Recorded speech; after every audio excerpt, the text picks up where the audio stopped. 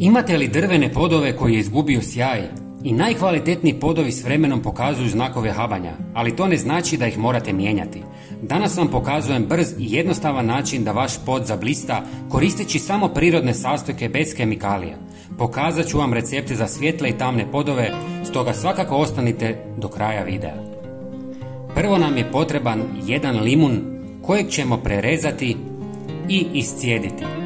Limun je odličan za čišćenje drvenog poda zbog svojih prirodnih kiselina koje učinkovito razgrađuju prljavštinu, mrlje i masnoću dok dezinficiraju površinu.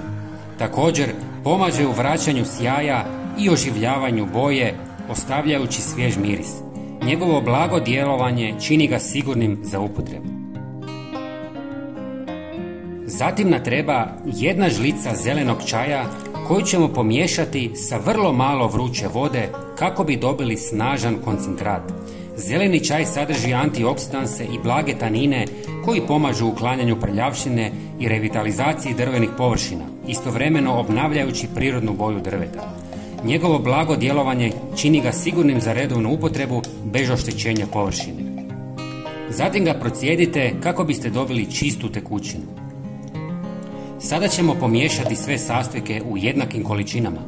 U posudu dodajte 2 žlice zelenog čaja, 2 žlice limunovog soka i 2 žlice kokosovog ili maslinovog ulja i sve dobro promiješajte. Kokosovo ulje je odlično za drveni pod jer ga hrani i hidratizira, čime pomaže u očuvanju njegove prirodne boje i sprječava isušivanje.